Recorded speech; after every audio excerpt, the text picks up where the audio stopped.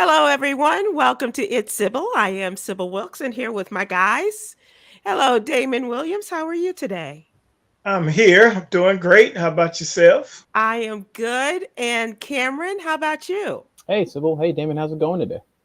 It's Doing good. great, man. It's Great. really good. It's really good. I hear that springtime has not come to Chicago yet, but I hear that it is soon come. Yeah, not just yet. It's pretty cold out there today. Yeah, we Which, still worrying about gas bill. yeah, okay. Yeah, Gas prices and the gas bill, right? Right. Right, right. a little nippy outside. So, Cameron, what's going on in your world in nippy Chicago? Oh, just the usual. Trying to stay focused, stay warm, and just continuing to write. And what is your focus on in terms of staying focused towards your writing uh, assignments? Yeah, I'm just committing myself to physical, spiritual wellness. Just trying to stay disciplined in my just in my taking my walks, my meditation, and my prayers, and so far it's going really well. And like, do you meditate several times a day? Like, some of us pray several times a day. Do you meditate several times a day, or is it one and done? Usually like once or twice a day. I pray all the time though. And Damon, how are you in your spiritual walk? Uh, yeah, it's funny that you laugh, but I mean, I'm in tune. I'm in tune. I do pray daily. I'm very thankful and grateful, and I'm not affiliated with any particular building, even though I do have a pastor, Pastor Walker. Hmm. Uh, I inherited him through my wife. Okay. Um, But I think church kind of played out during COVID, so ain't nobody Hmm. like going back to the building. We, Yeah. we catch them on Facebook though. Right. Right. Mhm. And I was shocked, just in terms of news, to hear about the big fire at Antioch Church on the south side of Chicago. That was a big deal. That's a church that has had a big part in the community for, I mean, longer than all of us have been alive. And Absolutely. this was, and it burned to the ground as a result of an accident with somebody who was doing some work there. Yeah, you could see the billows of smoke from all the way downtown. Really. It was really huge. Yeah. And it wasn't just like the fire, they put it out. They had to keep coming back Yeah. over the weekend, right? That ain't nothing but the devil, You tell them. You tell them. or Uh, or a blessing. So you might have a shiny, bright new church, but that is unfortunate because that's a historic, landmark and very integral in our civil rights struggle and everything in Chicago. yeah. So yeah, that's Yeah. that's that's unfortunate. Yeah, Antioch, but it will rise from the ashes, as the pastor would say. So Yes. we hope that happens with a quickness. And they didn't let it stop them. They had services, Easter Sunday services. Uh, and speaking of rising from the ashes, at a local funeral home, as I understand it. So Mm. Mm. Ashes to ashes, dust to dust. yeah, man. Yeah, exactly right. Exactly right. So I hope that springtime comes to you guys soon. It is here in Texas, as you Oh, might good. imagine. Although I got to tell you, how lucky am I?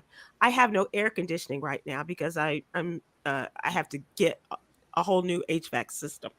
And Mm. so while, we're going through this preparation for this, the weather has just been really good. Like in the 70s. Tomorrow it is supposed to get much warmer, but we're really lucky. Really, really lucky. Yeah, Or because I have been. you already had 90s there, Yeah. right? Yep. Yeah. Yeah.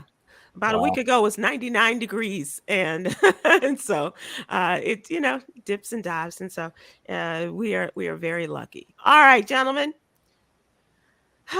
Let us now move to our What You Need to Know newsletter. This is our Monday through Friday newsletter, What You Need to Know, where we try to super serve the African American community with things that we think that we'd all like to know, and to inform, to empower and inform people. And so let us move to Cameron.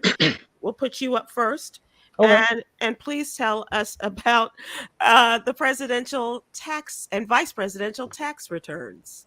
Yep.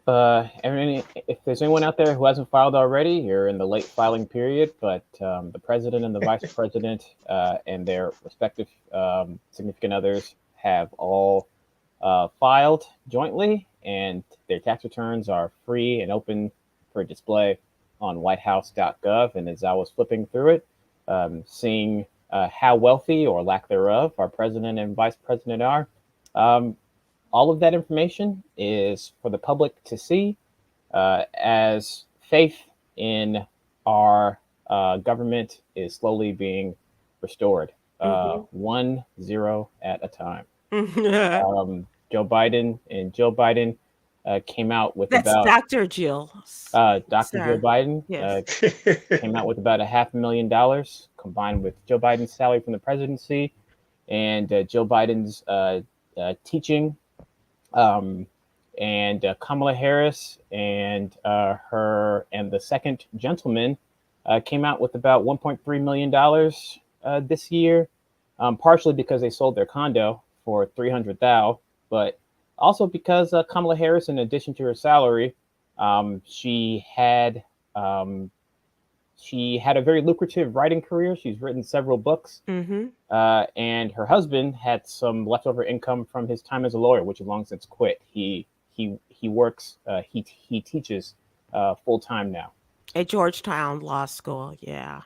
Yeah. So, so tell us why this is important, Khameron, because this is what I wanted to stress to folks. Well, people who work in public service need to disclose their income and all sources therein. This maintains accountability. It prevents conflict of interest and restores trust in the government. Donald Trump wrestled with us for, 4+ years, and that's not even taking into account all the other times he simply evaded taxes. And when the returns finally came out, we realized that he didn't even pay any federal taxes.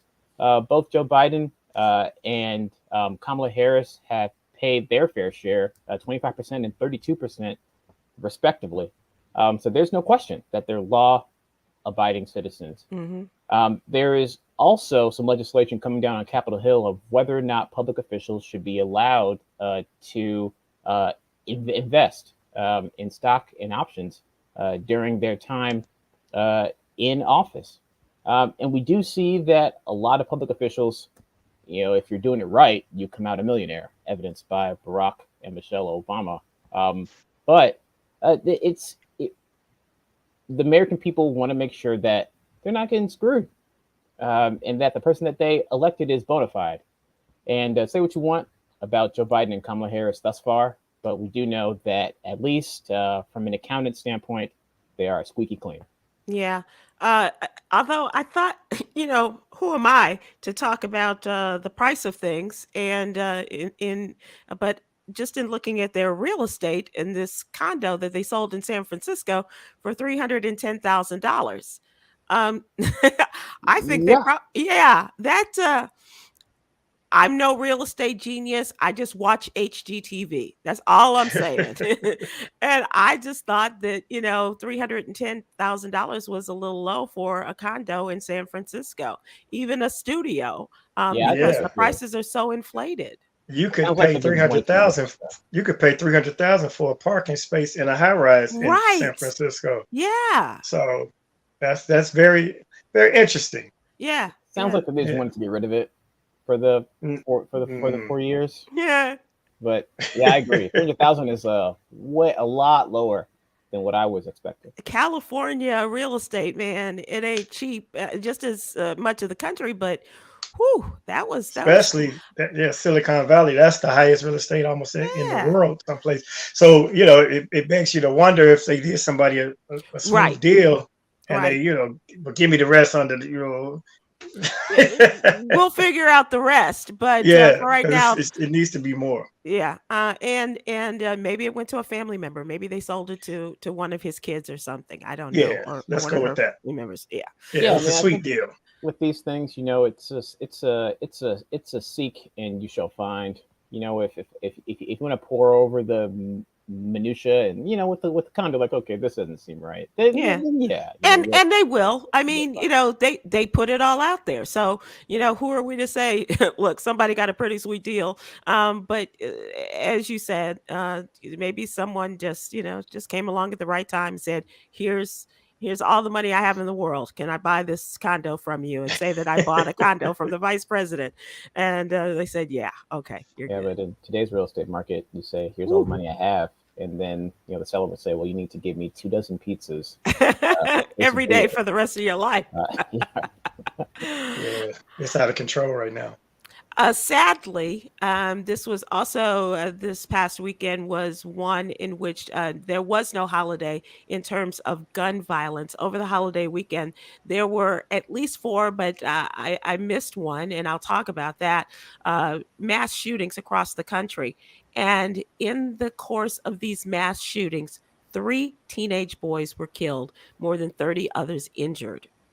These shootings took place at a nightclub, a short term house rental, also known as Airbnb, a shopping mall, another house party, and one outside, teenage kids standing outside a gas station. So one boy was killed and three others were hospitalized Sunday night in Portland. These are the ones who were standing outside of a gas station. The four teenage boys there, a car pulled up and shot at them. And as I mentioned, one boy was killed. In Pittsburgh, Pennsylvania, two deaths were reported following a shooting at a party at the Airbnb house, where an estimated 200 teenagers were crowded in there.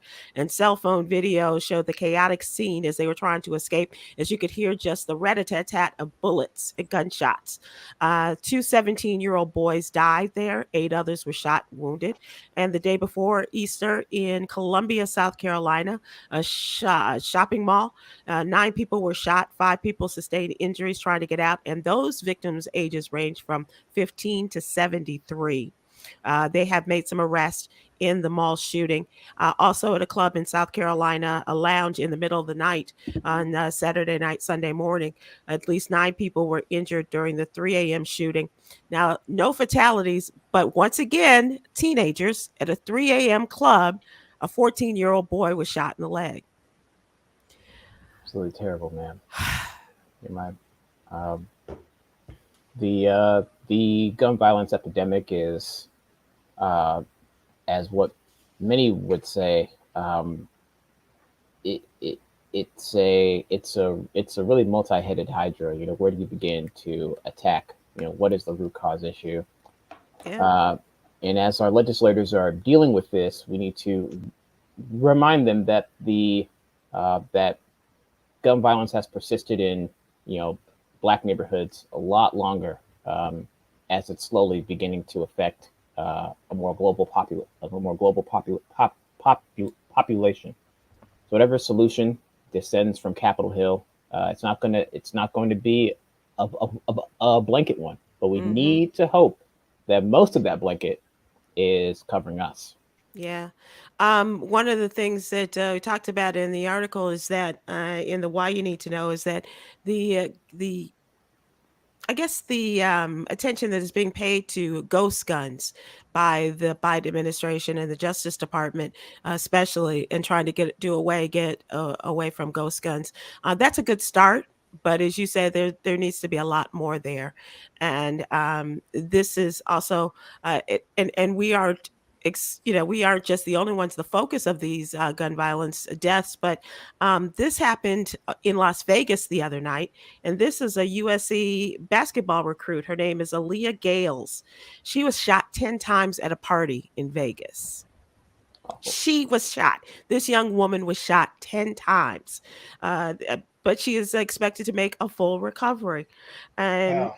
the everyone has said that according to her family and friends, they have launched a GoFundMe to help with the increasing medical bills after she was leaving the party apparently and was shot as she was maybe going home.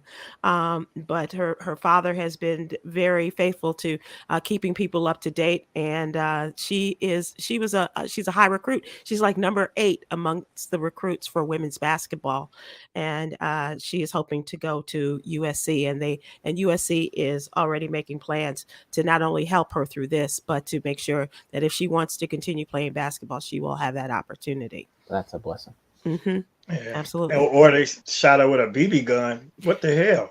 10 times 10 and you times. live? That's Right. boy, that's amazing. Yeah. Michael Stallworth, our friend on Facebook, says, have to wonder if the pandemic and staying home back in 2020 was an indirect contributor to the craziness. I think there's some validity to that, Michael. And I also saw an article, and I don't know how to approach this article, but I do think that it warrants a discussion, saying that um, the the um, the woke movement, as they called it, all of the protests in the wake of Ahmaud Arbery and George Floyd, Breonna Taylor, has led to an increase in the violence of police against Black people, especially Black men. And these are not police shootings, obviously, but it does warrant some discussion. I think in conjunction with what Michael Stallworth said, everybody's getting out and just kind of just going crazy, if you will, as he said, the craziness. But it's very disturbing. And, as a parent, you don't want to let your kids go, but you got to, you have to go out and let them be free, and just leave them with a prayer as they go with God in a case like this. In the case of this young woman, Aaliyah, and the 3 teenage boys killed over the weekend, over a holiday weekend.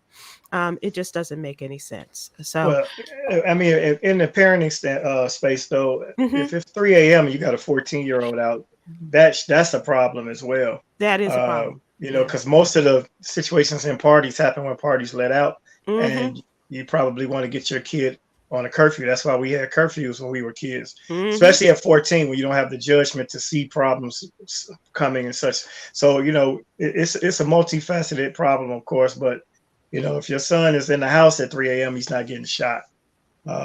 It's unfortunate that back in the day, nobody got shot, no matter how late you were out. It might be a fight or something, but I think Chris Rock was joking, but it also seemed like a viable solution. If we can't stop the guns from flowing in the community, we can try to limit and regulate the ammunition. Yeah. Because the person shouldn't be yeah. I didn't mean to. So continue, Damon. I didn't mean to interrupt you. No, I'm just saying a person shouldn't be able to have 1,000 rounds of ammo at their household. Yeah. With some of these people, when they catch them, they have all these multiple rounds. The Vegas shooter, for instance. I mean, of course, there's always ways around certain things, but it should at least try to regulate that or shoot the price up, as Chris Rock said. Yeah.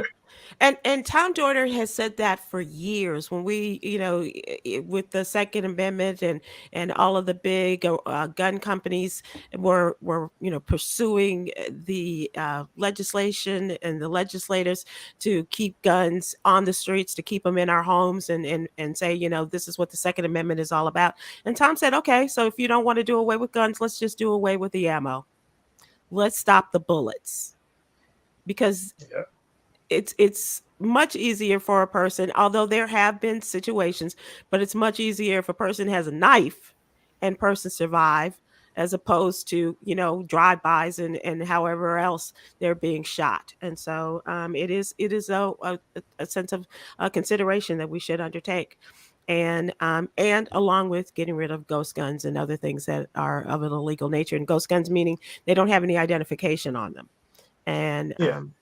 I even that comes after the fact. I mean, because if the gun is registered or not, the person is already gone. So yeah, if you have a registered weapon, then you can find the perpetrator, but it's still not stopping the incident. So right.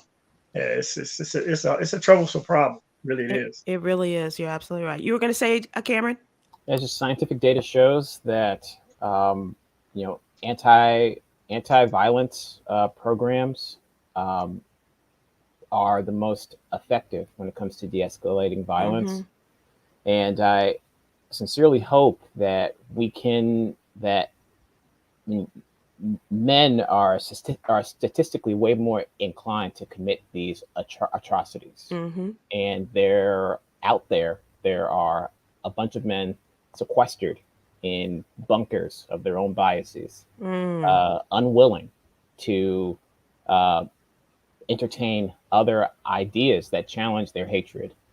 And I'm really hoping that we can find a way to reach out to these men, sit one another down, and proceed peacefully as a people. Um, there are too many men out there thinking that society has forgotten about them, that they're unforgivable, or that they're some zealot in a private army. And these are damaging thought processes, truly. Right. And they're not just using weapons or guns as weapons. We've had a lot of people. Of course, the mass shooting on the subway, that was a gun, but he used smoke to deflect and then to shoot. Um, it's disturbing. It's disturbing on so many Yeah, it levels. is. Well, I think it falls on ladies. Y'all got to start sleeping with the nerds and the weirdos. Y'all um, got to give them some. That's they sit in the house, they frustrated, they just and they go out and snap on the subway train. So y'all got to take some of this tension out the world. okay. Damon, I'm going to tell you, I'm not sure if I'm willing to take the hit for that. You're not down for the cause. Sorry, so sorry. All right, it's now time for what's really going on, and we have a very special guest today, and we're going to be talking about what is up with her. She is busier than ever. We were hoping to have her last week, and she was too busy to just trying to get things going for a big event she has coming up for Friday, of which I'm going to be a part. So our very special guest today is the marketing maven, the nonprofit executive, publisher, and the woman who put the fabulous food in Father's Day. It is Yvette Moyo, and welcome to the multi-hyphenate Yvette Moyo. How are you? Hi, how are you? I'm We're so happy to be great. here. Well, we're very happy to have you. Damon and I are glad to see you again. I'm so glad to see you guys again too, and thank you so much for having us. Well, we are very glad to have you. Meet Cameron Riley, Yvette, Hi, while you're Cameron. here. Hi, nice to Uh, meet you. this is a woman who, Yvette, you have such an interesting career path, if you will. From what I understand, you started out as a door-to-door salesperson selling the Mhm. Black Book. Is Yep, that true? yep. Listings from Black businesses into the book in the late '70s, and I won a contest between 11 people that were hired for the summer, and the one that got the most ads was able to get a full-time job working at the Travis Realty building, which was Dempsey Travis. quite prestigious on 87th Street. Yes, So, ma'am. Absolutely. and for 11 years, I rose to be vice president, director of sales, senior vice president, director of sales and marketing, competing at that point with Black Enterprise Magazine. You remember Dollars and Cents Yes, ma'am. magazine, right? Yeah, And so absolutely. Black Business Magazine was a quarterly newsletter when I got there, and ended Uh, up, when I left in '88, it was a competitor to Black Enterprise, getting all the auto ads, the liquor ads, the cigarette yeah. ads, etc. Yeah, Yeah. and paving the way for exposing to white clientele that Black folks were buying these things too. Oh The yeah, same way that Mr. John H. Johnson and others did. You're following have followed in that path to demonstrate that we got money, we have some disposable income, and we can buy and you can advertise and encourage people to buy just e- like you do with your white customers. exactly. I studied, Mr. Johnson in school. I have an African American Studies major, Hmm. mine degree, and a theater minor. So it's so wonderful. I got offered a job at Ebony Junior after I did that sales job. Oh. And I was approached by this amazing entrepreneur, Donald Walker, who founded the Black Book and Dollars and Cents, who said, "Do you want to make the money that the writers make, or do you want to make a percentage of what you think you could bring in?" I was like, "I'll be in sales." know, I had a little boy, 6 months old, who's now 45 years old. Wow. Yeah, I took him on Wow. some sales calls and a stroller and all of that. That is so Yeah, cool. And yeah. how can you turn down this baby and That's putting Right. right. When it came to pick up the money, I would have the baby with me because at that time you had to like sell it and then you had to go pick up the money after it Mhm, came out. mhm. Yep, Mm. absolutely. Yvette, a very happy 30th anniversary for Moby, your marketing connector. Please tell everybody what Moby is. Yeah, marketing. That Moby is a conference series called Marketing Opportunities in Business and Entertainment. And after I left Dollars and Cents Magazine, I started doing work at the Regal Theater in Chicago. I had my corporate clients who I done advertising with me. So where I went and when I had an idea, they could definitely count on me that I was going to deliver because we did a lot of events, international events and things at Dollars and Cents that I was in charge of. So fast forward to me being able to be at the Regal and have clients like Gillette and KFC and Seagram on tours, music tours and Mhm. comedy tours. You remember that time, Sybil, those times? And so I was able to say, man, if everybody would say, if you could just introduce me to the people in the music industry, those what the corporate people would say. And the corporate people would say, wow, if no, the music people say, introduce me to people in corporate and vice versa. And I had both of them. I was like, yeah, but how's Hmm. that going to happen? You're in New York, you're in LA, I'm in Chicago. I'm going to give a conference. I know how to do a conference. And at 39 years old, I 38 years old, I launched Moby, and so told it to my cousin. She was so excited. She had been in radio, so she knew that the Mhm. network that we both had was going to be amazing. And so we had our first conference at Stouffer Hotel, which I think is a Westin now in Chicago. Mhm. And there was Reggie Hudlin, there was Mhm. Sinbad, there was Bernie Mac, there was Adele Givens. Let's see who else. The Seagram was a sponsor. 40 Acres and a Mule was a sponsor. Spike Lee's company. Wow. Yeah, yeah. So we eventually went to Reebok, Nike, where all the corporations would compete because we had it was a it really was a code of ethics. Like, we're going to bring Black people ahead. That's going to be your agreement. You're going to leave your ego at the door, and we're going to see what we can get for everybody in the room needs to get something, Yeah. get Yeah. something. And so with that kind of commitment, you even had the corporate people saying, and we did it every 6 months because I knew somebody would take my idea. Mhm. So you wanted to keep it fresh. So if I didn't do this like often, somebody else, oh, look at my hair, and somebody else would take my ideas. So we did them every 6 months, and we, charge people to come back and tell us about your deals. And when you have like General Mills in front of the room, and Seagram and Miller and other people, like, this is the deal I did. All my T-shirt business went to this Black guy I met at Moby, and that is the way you build business, and that is Mhm. why we call things the Moby way. Mhm. You have to answer the phone if somebody from Moby calls you. You have to give a complete return message. If they leave a message for you to say exactly what they want, then you tell them that's not me, but that's Sybil. And you have to talk this way to Sybil. You better come with it written down, and don't hurt me because I referred you. So you better come right to Sybil. And Right. that's how we able to build business for each other. So in 10 years, we counted $200 million in deals that people counted and reported to us that they made with people that they met at our Moby conference. And even to this day, people will say, I'm calling you about a Moby deal. Oh. They're like, I met this guy in Miami, and I remembered him from your conference in Atlanta. And we now have a media company, or we now have a music company, or we just did a deal with the Wine City Winery. And if he hadn't filled in the gaps for me, I would have never got the opportunity. So that's how we've been able to sustain ourselves over 30 years. We did have a hiatus Mhm. when in 30 years, like, for those people who really aspire to longevity, you are going to go so low that you Mm. are going to, below ground level, right? Really Right. below sea level. And then you'll go to high places you never thought you'd be before. Like, we got one of the Tom Joyner, what is it called? The All-State Tom Joyner Family reunion? family reunion. We got the top award there one year. Mhm. That was like the epitome of things. Even though my partner, who was my husband at the time, we were together 15 years. That was probably our 18th, 19th year after we got married.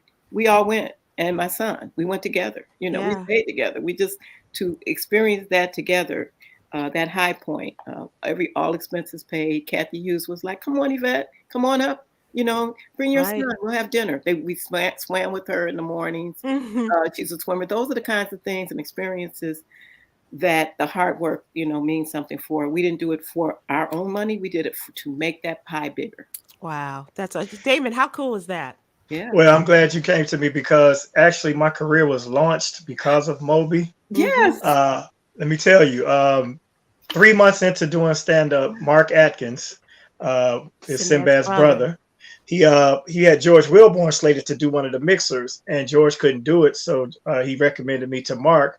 So I had to come to Mark's hotel. I believe it was at the Fairmont. I'm not sure, Yes. Yeah. but yeah, and I had to audition for him. I had to do my little skit 5 minutes in front of him to prove that I was clean enough to do the Moby conference. 3 months later, they came and filmed a show called Comic Justice for Comedy Central, and I was able to get on television, my first television appearance, because Mark was part of that, and that was from me doing the Moby. So Moby, I got some Moby money stories as well. Yeah. Oh, and I'm so sorry when I got on, like I'm just quite over. My mother's 92 and I'm the caregiver. So I just Bless popped your on heart. screen and I didn't even look at people's names. So I remember us also being in a restaurant, Damon. Remember we met each other and it was like we remembered all these things and then we were just gone.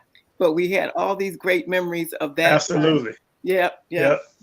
Moby is good. Moby is good. Hey, a So, testimonial. so for 30 years, you have tirelessly built Moby, and this is the connected launching pad and connection hub for Black corporate leaders and entrepreneurs, just all walks of life in terms of business and as you mentioned, entertainment and things like that. And so you've worked with the greatest of the greats, Yvette, and because of you have been that connector. You have been the launching pad for so many people in the world of business. And so as you meet people on Friday with your very special event, how does that make you feel? And tell us about Friday. Well, it's two things. And one, we have a precursor to Friday, which is Thursday, called Independent Education Narratives to really address the critical state of education Mm, for our Black children. And we know people that have homeschools and have independent schools that just said, the school is not going to work for me, so I'm going to go do something else. The lineup on Thursday is those thought leaders and pioneers. And awesome. and it's about education forum. How much education can we share that says we're the experts?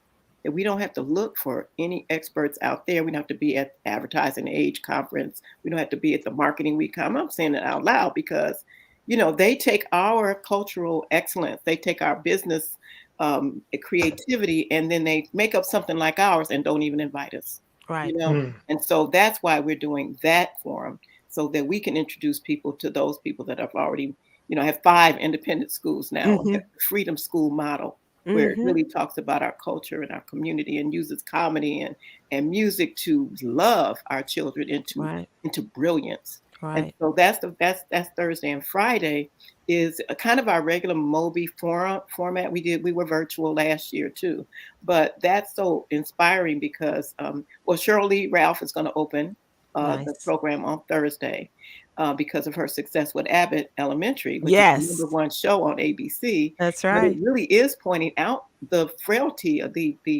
fallacy of public education Hmm. and how the only way it stands up is the commitment of the teachers, and Mm. particularly Black teachers who Yes, will do ma'am. anything for their youth, no matter how crazy they might look, because it's a comedy, and we know we can make some comedy. I'm sure Damon can talk about teachers and long fingernails and long eyelashes and Yeah, yeah. Real characters on that yeah, show. you kind of think, Yeah. how are they going to teach our kids? But this is what's happening today, and the love is not lost. Hmm. So the second day is one of the highlights is that I get a chance to interview Byron Allen, who Oh, who yes. owns everything, right? He's Right. he's Right. the Yeah, mogul.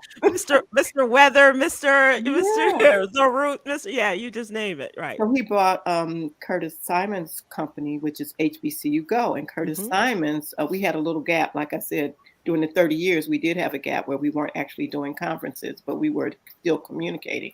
And Curtis was the one, you got to bring Moby back. You got to bring Moby back. And it was also a way for him to leverage his career because he used to be, big stuff at ESPN and BET. Yeah. And if you know anything about the corporate career cycle, if you don't have a budget and you don't have all the bells and whistles at any time in your career, sometimes it feels very lonely. Your value, you have to like really, really adjust your value proposition. And so Curtis, who picked up business for BET at Moby, and he heard about it from other people, and he was like, I gotta get there. And 20 years later, he's saying, I'll help you. I'll be the chairman of Moby. You tell me the passion of it. You tell me the tenants, and I will go get money from whoever I know. That's and so awesome. Curtis Simons, it's a beautiful story. We did that for like 3 years, and now Byron has bought his company, the HBCU Go. So that is, can't really call it a Moby deal, but Moby was in the mix. Yeah. It was in the making of it. Yeah, absolutely. So that's one of the highlights. The other, we just have panels on anything. So how can people be involved and get down with this? Well, it's on a platform called Hopin. They should register to attend. There are some the Hopin platform. Well, let me just give the Moby website because from the Moby, it's Moby Symposium, and people laugh because we didn't want to call it everything what everybody else was calling it. So I always make the joke that if you can't spell symposium, then you can't come to it. Right. But it's MobySymposium.com. And awesome. You go there, or you could just Google Moby Conference 2022, hashtag Moby 30. You would be able to find it and be able to register to attend. And that is really about, case study examples, people who really did something, not a professor. Not that I don't have anything against professors, but, it's so much more poignant. It's so much more. You could connect the dots better when you know somebody that actually did some things. The real life experiences. Exactly. Yeah. And, when listening to that, you see what you left out. You see what, oh man, that's what I should have done, or, I should have handled it this way. And it just is a way, what we call to accelerate careers, brands, and businesses. Before we let you go, Yvette, I also want you to talk about your work with the arts, because Khameron is a creative, and he's a writer, a script writer as well as a playwright. And talk about your work with the arts and what you're doing. Well, we purchased a venue, and you have to come, Damon, in Chicago. It's called the Quarry Event Center, so that we could have live performance on the South Side in a Black-owned establishment. That has not been easy. We bought it in 2018, had a year that we could, model. 2019 was our first full year. 2020, we were like, let's go. And they were like, no, stop. You will not have any. So we are still there at 75th, right off of Yates Boulevard, which used to be an old club called the Road Runner. I remember that. And so we're there, and we own it. Real Men Charities owns it. In terms of creative, I'm also the creator of co-creator of Real Men Cook. So we're going to talk about that. But Khameron, I wanted you to hear about this because, Khameron is a very talented young man. And we always talk about we used to, especially in radio, you have to go away in order to come back and to be that, Chicago's a great theater town, a great entertainment town. And I want young people like Khameron to be able to stay and work and be a part of that artistic community. I think that's really important. I actually published a magazine too. So, because in the process of the Real Men Charities mission is to build healthy families and communities. How can you do that when you don't have an image in front of you? So I actually publish a print magazine. Southside Drive, which speaks to the heart of the people, and it speaks to Lakeshore Drive as a play off that, because the venue is like 5 blocks off of 71st Street, straight down Lakeshore Drive, right? And so it's a play on all of that, but it really is about the good news, and the subtitle is Guide to the Good Life, Chicago. And so there is a very good life here, and it is a very tragic thing to have to talk about what you all were talking about before I came on, shootings and things. But the reality is that that it happens downtown and it happens on the north side and happens on the west side. And we're not dodging bullets, which is what people think when they think about Chicago every Right. day. Yeah. We Right. just have some tragic situations, but if we're not talking about the beauty every day, the dance companies, the vocalists, the blues, the spoken word, Yeah. Yeah. we just have just beauty. Brothers on the block, if you just talk to them, they'll. I was talking to somebody by the Regal, and this young man heard us talking about art, and he's like, let me show you what I got. This stuff was so breathtaking. Just the guy, with the saggy pants and stuff, and I was like, come to the quarry. We ended up getting him a summer job, and he ended up Nice. quitting because he got a better summer job. But the art on our walls, he was like, at the quarry, we just have a hall, but we put art up there. And to just see them, like, mom, and then a young 18, 17-year-old, I'm gonna call my mother. I'm so excited. I'm gonna call my mother. When you look at these people, you think nothing but slickness, nothing but Right. handedness, which is a lie they've been telling us about our Black Mm-hmm. people. And Mm-hmm. all we have to, they're one conversation away from telling you what their real passion, what it could be. Absolutely. So, Damon, all the good that Yvette does, and Cameron, I want to connect you guys because not only is Cameron the writer, but his sister Quinn is a spoken word artist, Oh, and so I really hope that you guys will be able to get together and to be able to do this, Cameron, because we believe in you and we want everybody to experience the Cameron Riley oh yeah. words. I can't wait to see you. I can't wait for you to see the venue. It's a stage, a raised stage in the venue. We're not just creating a stage. Yeah. Nice. It's in our big room, and we can seat 150 people there. We set it up like, and young people ask, what it's like. I'm like, it's like Love Jones. Mhm. People come to Chicago and like, we want to go to that place. I'm like, Right. it doesn't exist, right? Right. Right. And then I started thinking, no, that vibe is at the quarry. There you go. Beautiful. There you go. And lastly, we can't let you go, Yvette, without talking about real fathers, real men, and how that all came about. But the Real Men Cook situation every Father's Day, and now it's back. Yeah, it's we never went anywhere. We're 33 years old. We have not missed one Father's Day. And at one time, when I told you we were rolling, we were like on top. We were Mhm. doing 13 cities out on the same day, at the Wow. same time on Father's Day. And we hired people in 13 cities Yeah. to follow our model and stage these Real Men Cook events.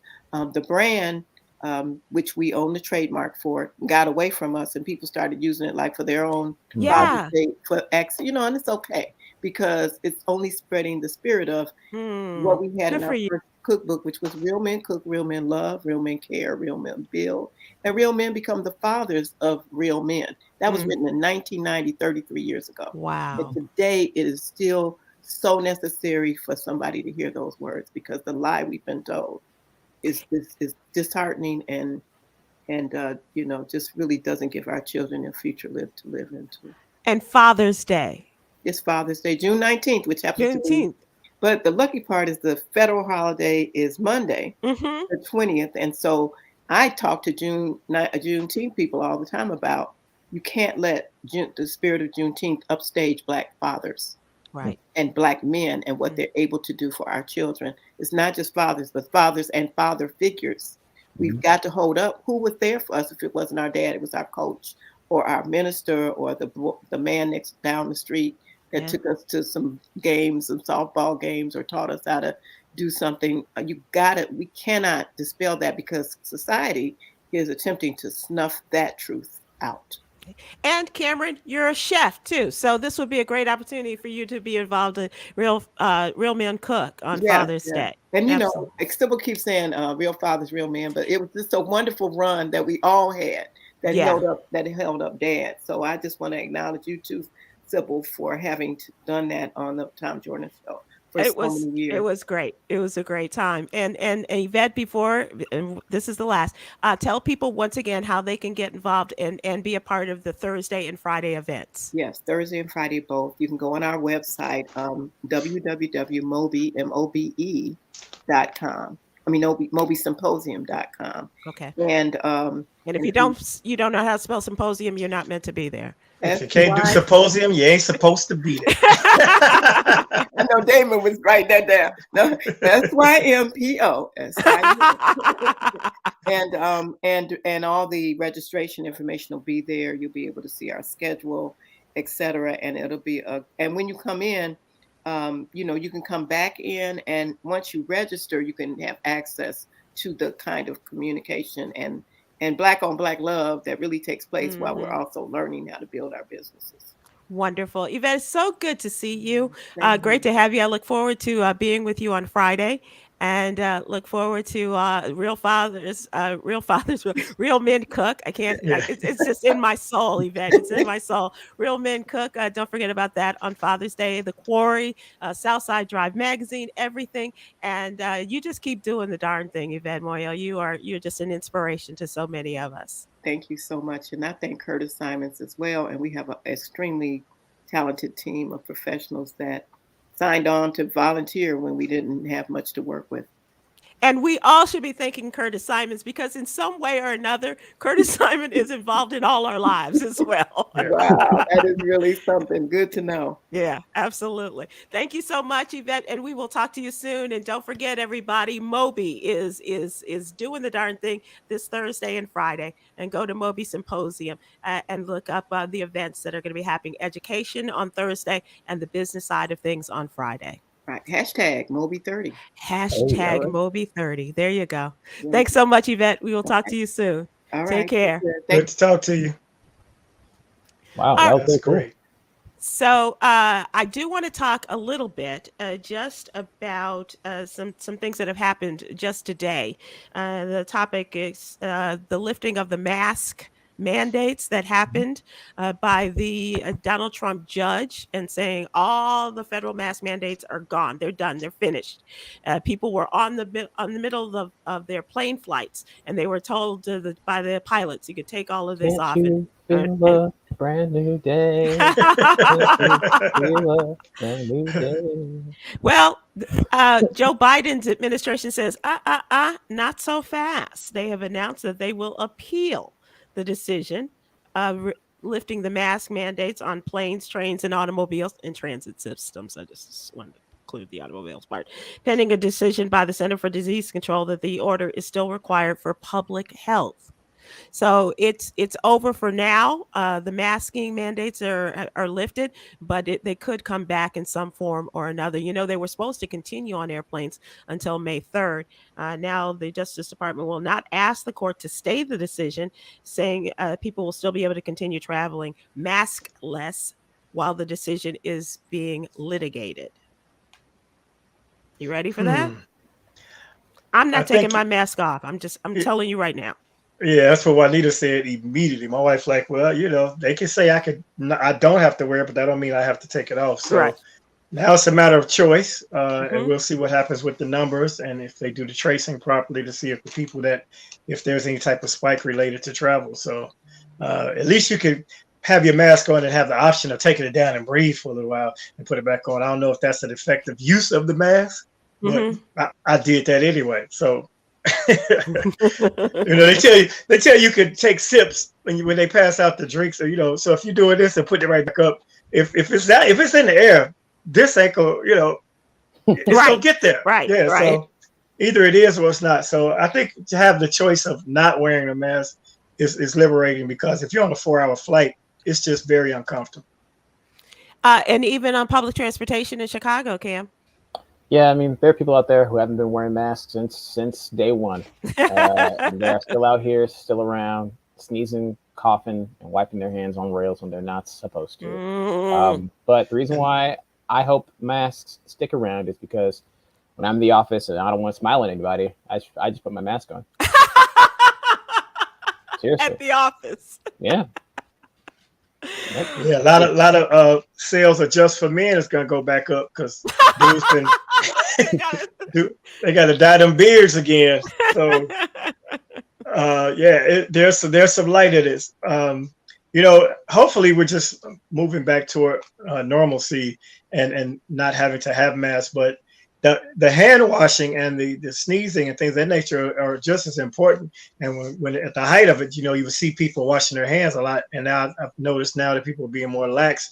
It used to be surgical. In the height of it, when you be in the airport, people are there like it was surgery. And one comedian, man, I wish I could think of his name because I always like to give people credit.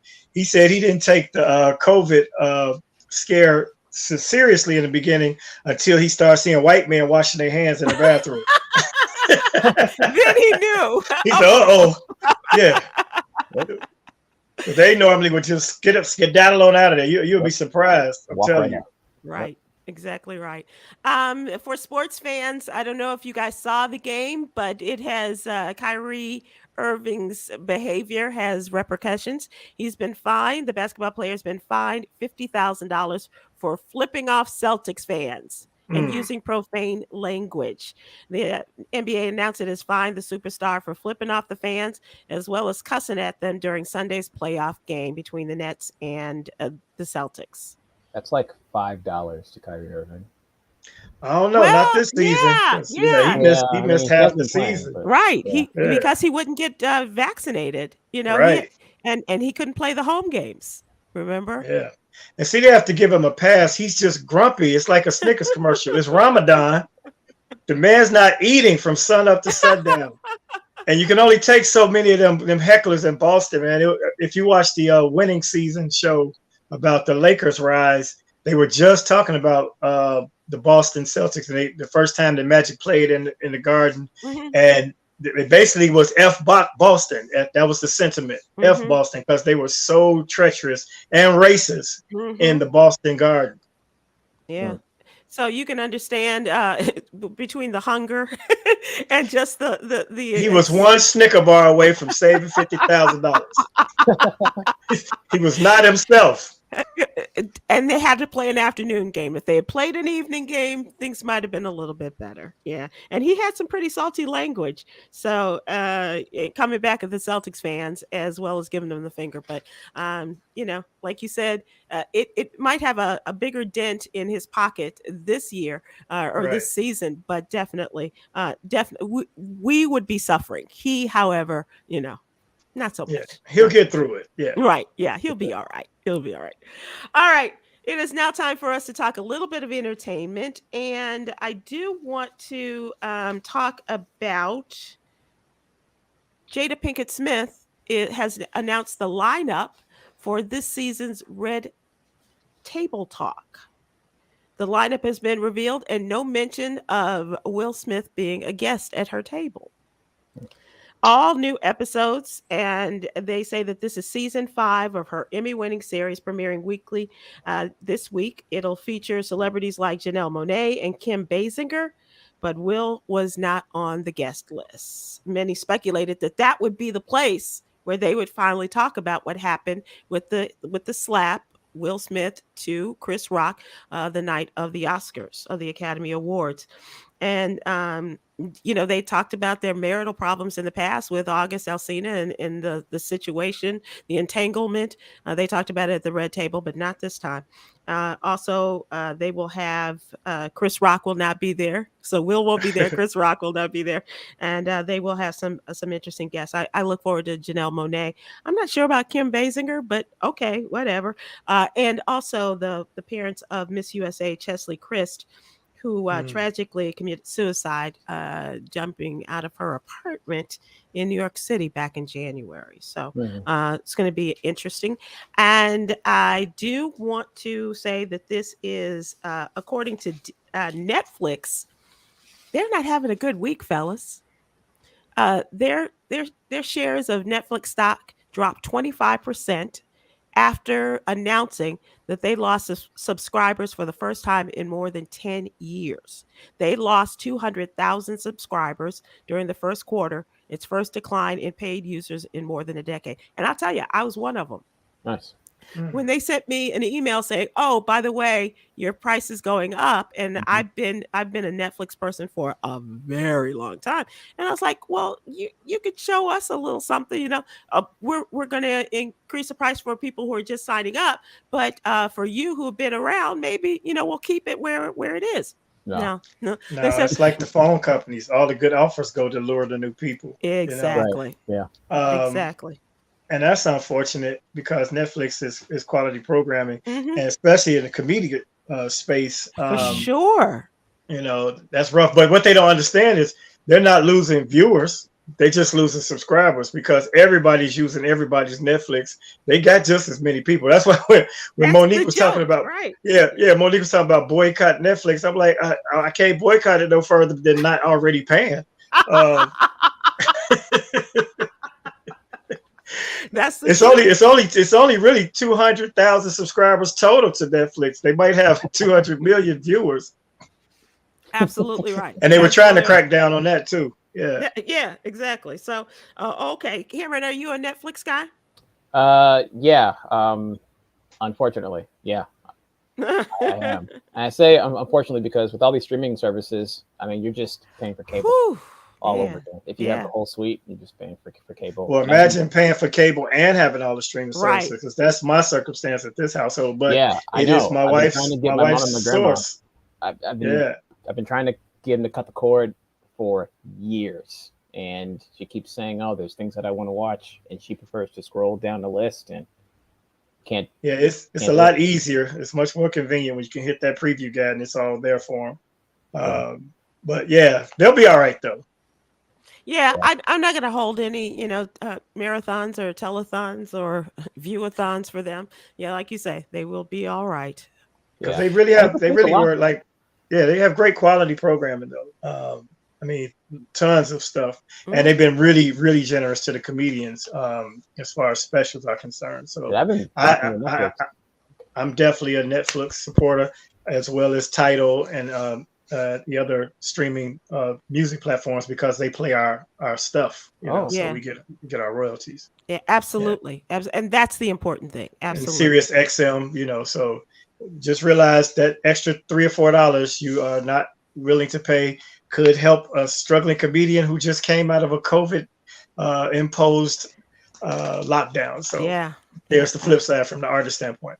And speaking of Netflix, it's time for us to go to Yogi's Jewel, our daily inspiration, and it applies to Netflix as well as cutting the cord. Cameron, today's inspiration is letting go is the ultimate act of freedom. Mhm. If you can get grandma to adopt that, perhaps when it comes to TV watching, she could be free from a lot of this, especially as the cable bills are not getting any lower. $150, man. Oh, It's gosh. terrible. Yeah, it's awful.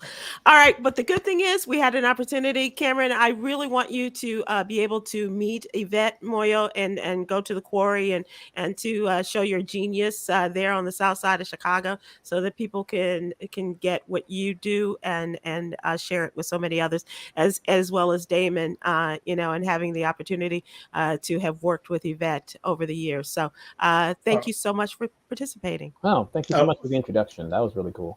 Indeed, I definitely will support the venue by doing an event there at some point between now and fall.